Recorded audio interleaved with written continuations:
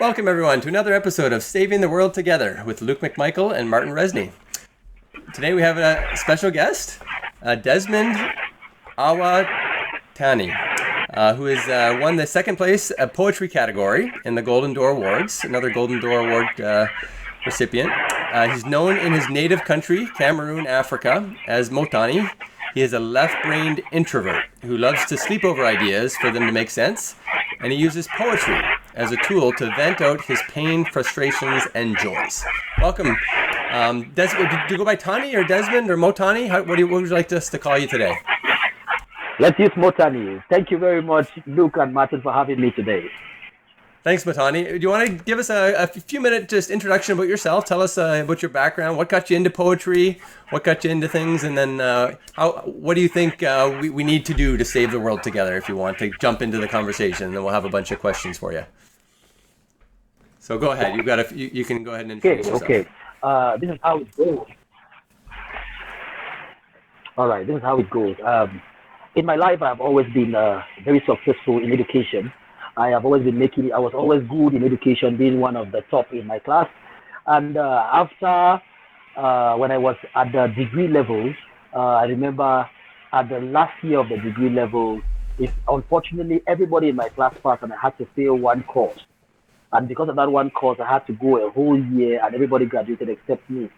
So it was at that point when I experienced that failure that I started asking myself, what is there more to this life? Is it about just going to school, getting a job, get kids, and then grow old and die? It's at that point that it hit me that there is more to this life than just the conventional things that we know. And I got to realize that though I went through school, I did a lot of studies. I studied mathematics and computer science. I got to realize that if I had elders that could orient me or lead me or push me or tell me things about maybe the future or things ahead, I would have been better, I would have done better. So that got me to a point where I told myself that, okay, now that I am an elder, what can I do to help the generation that is to come? So I decided to be that elder brother that I did not have to the younger generation and also even to the older generation, so that I can help reveal to them things ahead so that they can make better decisions, better informed decisions. And I started by venturing into motivational speaking. Then it was not so popular in Bamenda, Cameroon. So what was popular at that time that we could use to get to the youth was poetry. And that is how I decided to use poetry, because most of the poetry I do is empowering and motivational. I had to use that poetry to get to them, and that's why I write poetry that is motivating. It is educative, and also poetry that is motivational at the same time. Thank you. So have you shared your poetry? Has it gone kind of far and wide, or is it mostly just your area, or is it how big has it gone? Has it gone? Where do you share it mostly? The poetry. I share my poetry. I think I have it on my website. I do it. I perform at occasions. We do poetry shows. Of recent, it's been amazing for poetry in Cameroon because it has been widely accepted. We do performances at almost every gathering in Cameroon, be it in churches, be it at weddings, be it at even funerals, be it wherever. They give us that opportunity to do poetry, and we always try as much as we can to fit the context and be as educative, entertaining, and as well consoling as possible. That's great. So, but my poetry works are on my website, www.mottanni.com. You can get the works from there. And I also have I have two poetry albums in the market. They are on all streaming sites. One of the first album is called Dark Light. It has 14 poems recorded. And also I have the Bruce's one, which is on gender-based violence. It has 5 poems, with some other, also coupled with some other poets and spoken word artists here in Cameroon, Amanda. Great. So what do you think, Martin? Do you have any questions for our first poet on the channel? We've done many interviews. This is our first time doing it with a poet, so I'm excited. Yeah. Poetry can definitely change the world.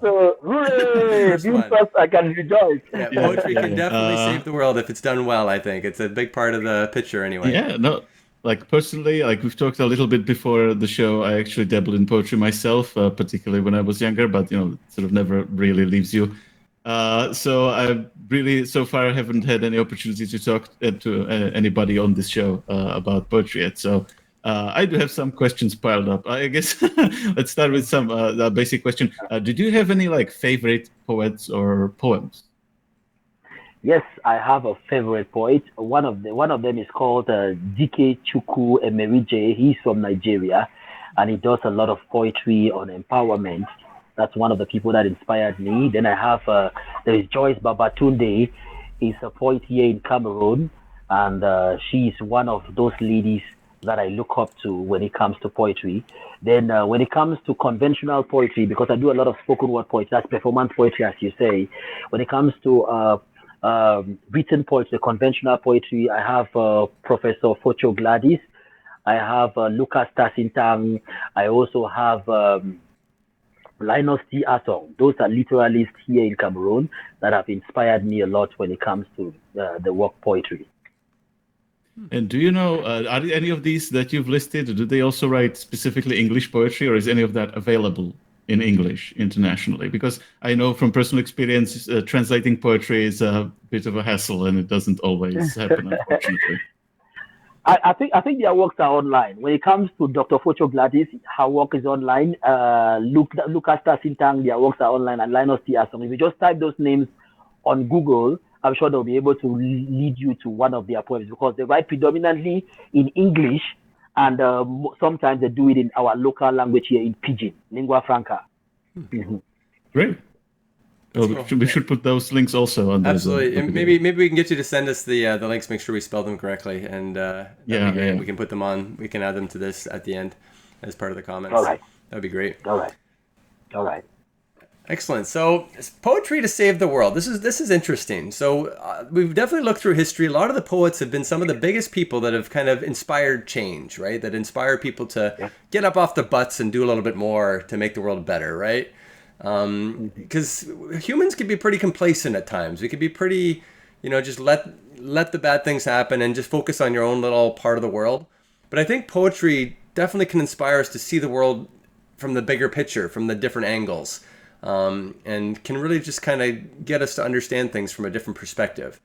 So what do you think? What kind of poetry do you think helps us the best? You talked about empowerment poetry. What are you trying to empower people to do when you write poetry? What kind of empowerment? Okay. Going back to your question, I would like to look at it from this perspective. One thing we know is that when it comes to entertainment and music, when you keep repeating the words of a particular musical track, it's like a mantra that you're casting upon yourself, and sometimes you find yourself acting based on those words in that music.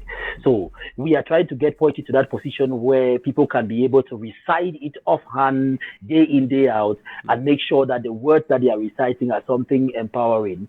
And when I talk of empowerment poetry, I'm talking of writing poetry that will get them to reflect on the issues that are going on in their communities. It gets them to reflect on the issues that are going on, first of all, in their lives, so that they can be able to help themselves. Once you help yourself, you can be able to help your neighbor, and you can be able to help the quarter that you're living in, and also the city.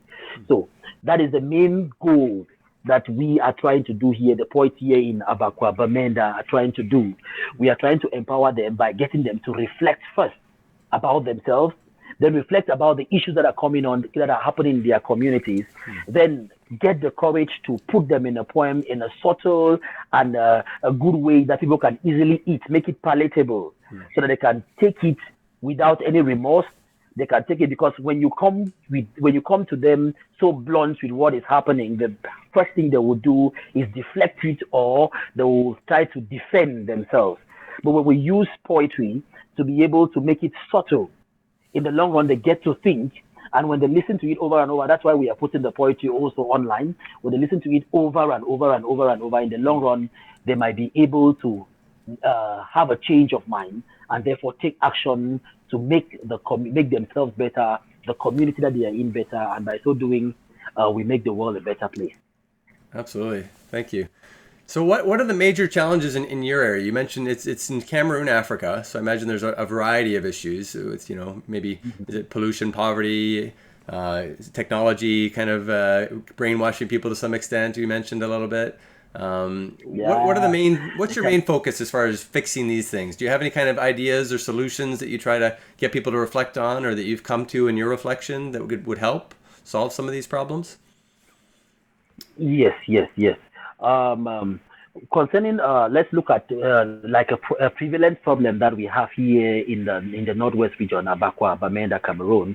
It's the prevalence of drug abuse. Drug abuse is something that is growing so fast in this region, and in every family, you find somebody who is suffering from drug addiction. So we write poems that can be able to help them to realize that whatever they are doing is not helping them. They are causing pain on themselves, and if they think it's just themselves, they should realize that they are causing pain on the family that they are in. Then there is this piece, the Bruce's album I talked about. It's about gender-based violence too, that is prevalent here. We had to go back and look at gender-based violence from the perspective of its origin. Because we believe that you need to go to the origin. If you want to cut a tree, start from the roots. So we looked at it from the perspective of the origin. Then we looked at it from the perspective of the reasons that people give for perpetrating gender-based violence. Then we also looked at it from the perspective of the perpetrators of gender-based violence. We had to interview them before we wrote the poems. We interviewed them to ask, why do they do this? How do they feel after this? And then we went ahead now finally to also make suggestions on how we can curb down this gender-based violence, how parents can help kids at a tender age to be able to not engage in gender-based violence when they grow old. So there are many things that are going on here. And then we have the crisis too, the crisis that has been hitting this region for close to more than 6 years now. A lot of people have died, a lot of people have been displaced. So the poetry we are doing is suggesting and also compelling the leaders, those in politics and the leaders, to dialogue, because we have two sides that are fighting, and in the long run, it is the masses that are suffering. So we are trying as much as we can to write poetry that will let them know that while they are fighting, people are dying who are not even connected to the ego that they are trying to satisfy. So that is what we do with the poetry that we write. That makes sense. So it's really just about spreading the knowledge of what's going on to more people, particularly the people in power, the people that are causing the problems, so they can see the suffering and they can understand, a little bit more about what their decisions, who their decisions are affecting, so they can make better decisions. Yes, that's just it. So, and that's definitely our mission. As far as this whole podcast is all about spreading that word. It's all about getting more people to think about those issues and see. We bring guests from all around the world here to just kind of see the different parts of the world and the different problems people go through. So it's great to get it straight from you as far as where the focus needs to be. What do you think, Martin? Actually, I was thinking just now about the history of like the effect that poetry had in my country, or like for my people in the Czech Kingdom and later the Czech Republic. And actually, the more I think about it, actually, it had a lot to do with our historic struggles. It was like at the beginning, for instance, the Germans, when we were sort of under their control, our Austrians at that time, they wanted to basically make us start speaking German and to abandon the language altogether. So part of that was to like preserve our language. Then there was a big movement of like basically for like in poets addressing poverty at the beginning of the 20th century.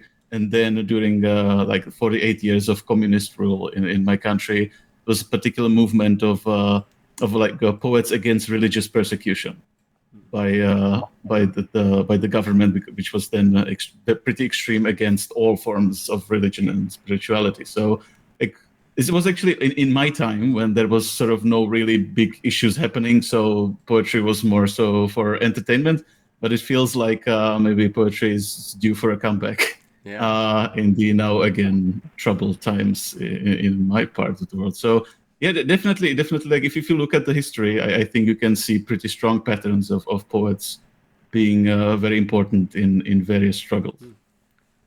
Excellent. Mottanni, do you have any excerpts or paragraphs of your own that you'd like to share with us and our viewers? Is there anything, any particular, pieces of your poetry that you submitted that you'd like to share, or a certain piece, even the end or the beginning. Do you have anything handy, or should we just send the link? Okay. Let me do this one. I titled this one Wusai Peace. Wusai Peace is a local parlance. It means where is peace. So I think it's one of the pieces I submitted for the Golden Door Awards. Great. So it goes like this. Hear the cry of a young boy in a city running wild. Hear the cry of a mother who just lost another child. Hear the cry of a people who have nothing more to lose. Everything that they lived for has been swallowed up in violence, and now they ask, who's at peace? She's not in the house, I have checked. She's not on the streets, I have searched.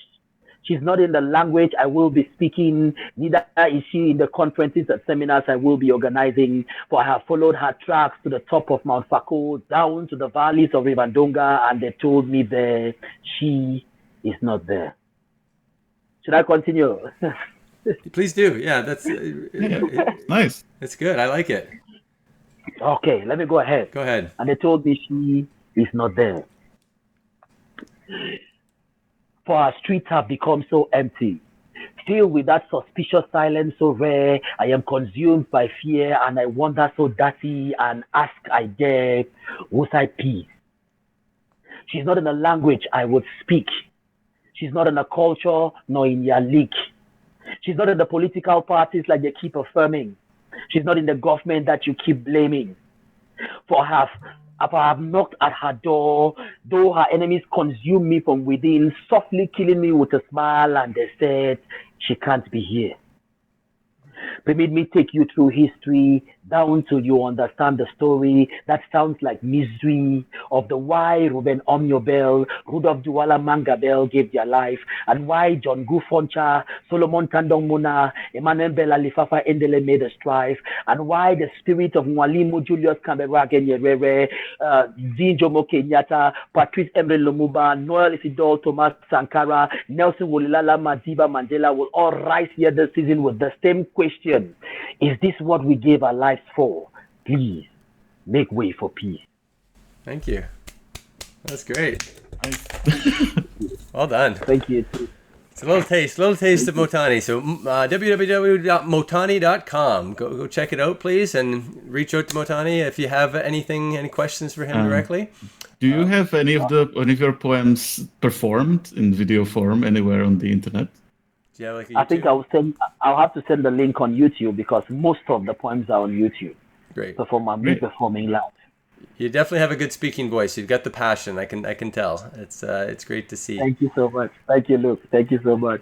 So I guess just to kind of wrap it up, if you have any other questions for us, we'd be happy to talk more about a few other things. But I wanted to kind of ask you a little bit about your work with the Golden Door.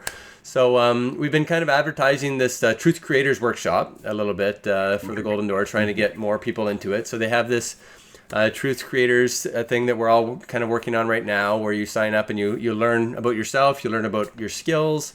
So you've just started doing that. How have you found it so far? Has it been interesting for you?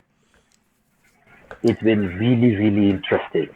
Going through, I think it's the 106 questions, and then at the end they get to tell you where you're strong, your strength from top to bottom. It's amazing. It's amazing, because sometimes you do feel like, okay, I am strong, but you cannot really term where you're strong at. So when I saw the word that was used to coin where I am strong at, it helps just affirm and helps give me more confidence to do more, to become more of what it was revealed to me from that test. Excellent. Yeah, I think we've got a group workshop coming up soon, I think in a week or two. So maybe we'll both be on that call together. That'll be fun to. I'm having a lot of fun learning about all the different techniques and help that it can have us to create better works of art, better works of truth, write books and poetry that it can help save the world and help change the world one step at a time. So anybody who's interested in that, check out the link. That'll be at the bottom of our all of our podcasts where we advertise for the Golden Door. Feel free to check it out. Other than that, Mottanni, did you have any other final questions or thoughts that you kind of wanted to discuss today? Any of the 7 pillars of Protopia? You mentioned you might want to talk a little bit about technology. Do you have any specific ideas on how to use technology ethically to help make the world a better place and help kind of avoid some of the negative aspects maybe of technology? What are your thoughts on that? I just want to remark on that because especially medias like the TikTok, like the Instagram are going wild and they are widely used by the youth, especially here in Bamenda, in Abakwa. So I wanted to remark on that, that for me, I feel like it's an opportunity for more positive content to be exposed to them. But according to how the algorithm works, the more you click on something, the more things like that are revealed to you. So most times, my youth here in Abakwa, what they do is they instead click on mostly funny, mostly comedy, and they always get comedy. So most of the educative stuff actually lacks the exposure due to the algorithm that most of the social medias use. So with that happening, we have embarked more on the using the local media, radio because it gets more to the masses to do our programs, do our shows, and also do even radio dramas that will help sensitize those youth and help them be better for themselves and for us all. So that is basically what we've been doing so far concerning using technology to be able to impact the small community that we have here in Abakwa. And there's definitely a lot of potential there with all the new advances in artificial intelligence and getting more information to the hands of the people that need it. We just have to make sure we use it wisely and that we use it with a good purpose so we can embrace the good parts of technology and be able to understand maybe the negative parts of it so that we can take all of the good and none of that, hopefully. I think look, we have to also be as hardworking as those who are spreading information that is not useful. We have to learn to populate those social medias with a lot of positive stuff so that once they are scrolling, they can be able to encounter it just like they encounter the comedy, just like they encounter the negative one. We need to do more work. Yeah, I'm definitely. Although there's an interesting thing from history because poetry and information technology have this sort of interesting relationship. It's one of the things when I was learning journalism at university. One of the things we were taught about was the history of the evolution of information technology. And at the very beginning, the poets have already warned against even just the invention of writing, because poetry at first was just spoken. It's like Plato. It's dialogues that have been written down, ironically, in Phaedrus. But he basically has these dialogues talking about how invention of writing will lead to things, and then uses arguments that you can just take and use today for whatever technology we have today, the same words, and they apply equally. Like he said about just a book, like if you're just reading from a book, then it can't tell you anything new. It just repeats, ideas that already exist. And that's basically, you could take that and use it about ChatGPT. And the argument is still exactly the same argument. So I find it kind of funny that there's always sort of opposition of living poets against written word and any more advanced information technology. We definitely, it's a changing world. Every few months there's new technology coming up and that is just totally revolutionary, and we definitely follow the chat GPT revolution with various parts of the podcast we've done in the past. So it's definitely something we're very interested in learning about, learning how to use it effectively, and learning how to spread hope. We want to spread hope and joy, but at the same time, we don't want to forget about the problems. We know there's problems there that you need to, I don't want to be doom and gloom ever, because it's kind of depressing and it doesn't encourage people to do anything. They just get frustrated and then they throw their hands up and say, the world's going to end. There's nothing I can do about it. Let's just enjoy each day as much as we can. But we want to at least feel enough hope that there's something we can do and that we should do something. We should do a little bit more each day, whatever we can do to try to make the problems go away or try to solve them in some way. So it's all about finding that balance, finding a good balance there for good and bad, hopeful and problems, and getting the word out in the right way. I think, look, that is incredible. I think that's something I've been battling with, as you've said. We are I was usually more focused on writing poetry that is full of doom and gloom, giving exposure to the problems. And then, as you said, people don't want to always hear about the problems. Or at one time they want to hear about the solution. They want you to give them hope. That is Right. that's as I say, we are dealers of hope. So they want us to sell them hope. So of recent, I have been prompting myself and somehow tasking myself to learn to write happy poetry, to learn to write celebration poetry while incorporating the educative part that I want to be in it. But let it be joyful, let it be happy, so that people can at least listen to your poetry, smile. They can listen to your poetry, they can dance. But while they are dancing, you make sure you incorporate that little idea of education in it, so that they consume it unconsciously. Because once we do the doom and gloom, once they just start listening, they just zap to another thing, to something that will make them laugh. Exactly. And there's got to be definitely a healthy balance in all things. You know what? Everything that we That's do, true. and it's about Healthy balance. trying to understand what that balance is for us individually to do the best that we can to make the world better. So that's great. Thank you so much for being a part of the solution, Mottanni. We love having people like you on. We love the enthusiasm. We love your spirit. We just got to keep spreading that around everywhere we go. Thank you so much for joining us today. Any final words or thoughts from your side, Martin, or final questions? Any poetry of your own you'd like to share? Internet allows me. It seems to be a bit wibbly wobbly at the moment. Okay. Well, I just wanted to really thank you, Mottanni, because it's really rare these days, as far as I can tell, that there are actually living poets, doing the work, and I'm very much in support of that. Excellent. Thank you so much. Thank you Thank you for so having much. me. Yeah, Luca. Mottanni, if you ever want to connect on anything in the future, if you ever need any help or want to bounce ideas off us, we're around. Send me an email or check out our website anytime. You can leave comments on the website, savingtheworldtogether.org, and definitely check out Truth Creators, everybody, if you're interested in that. All the links will be in the descriptions. Let us know what you think, and we'll see you again next time. Let's save the world together, everybody. Thanks for joining us. Bye, Mottanni. Bye. See ya. Bye. Bye.